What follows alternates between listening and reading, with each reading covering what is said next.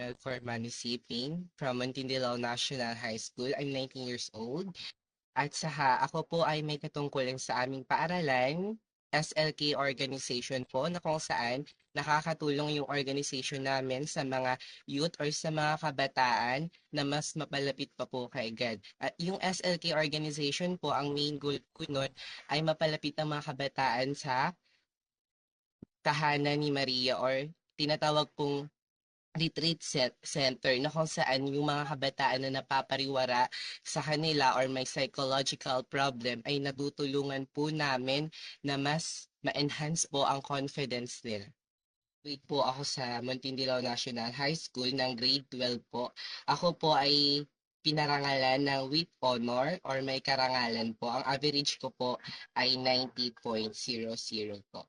So ayun po, ang trabaho po ng tatay ko ay sa umaga po ay nagtitinda po siya ng fruit salad or ice candy or vendor po. Sa gabi naman po, hinahati niya po ang katawan niya sa pagbabalot po. Sa ngayon po, bumili po siya ng paninda niya po para sa gagamitin mamayang gabi. Samantala naman po yung nanay ko ay nagkakasambahay lamang po.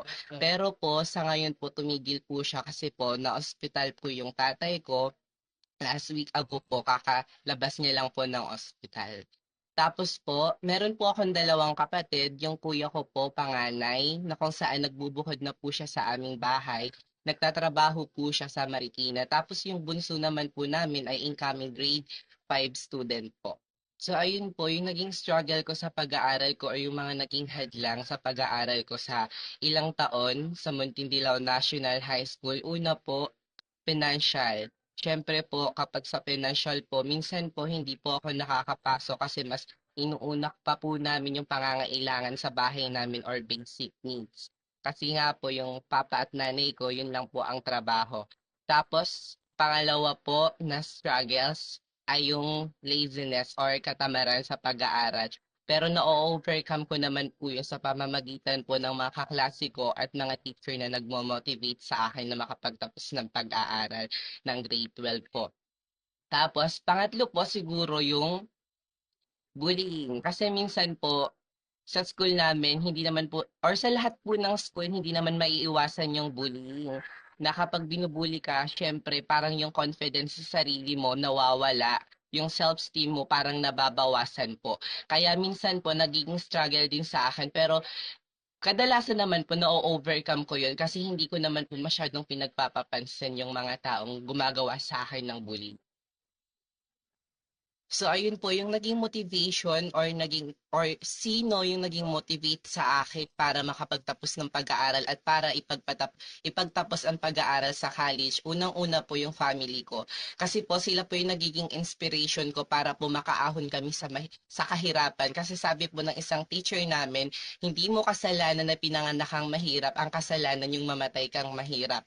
Pangalawa po yung sarili ko po para may mapatunayan po ako sa pamilya ko, hindi lang po sa pamilya ko kundi sa mga taong nakapaligid po sa akin na ang kakayahan ko po ay hindi lang ganito, kundi papataas ko pa po.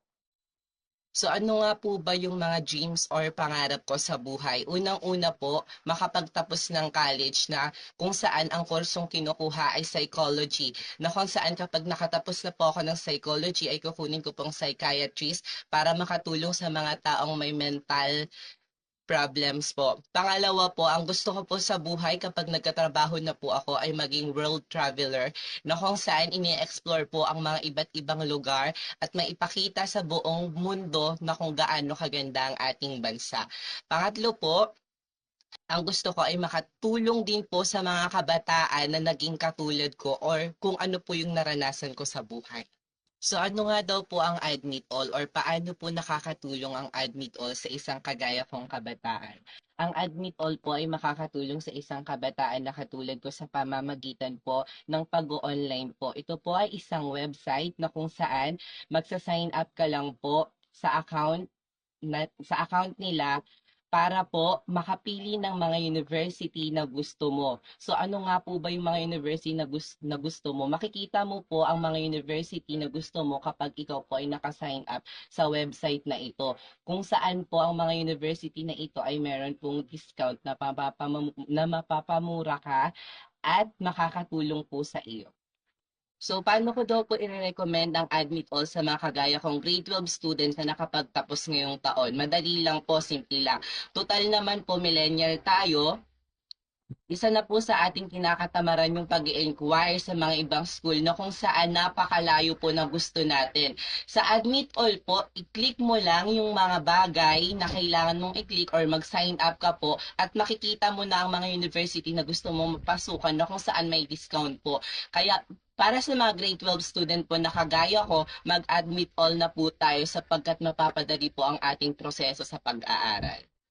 So once again po, my name is Morel Fermani Siping from Muntinlupa National High School, Antipolo City po, na nakapagtapos ng grade 12 na kung saan may natanggap na karangalan na with honor po.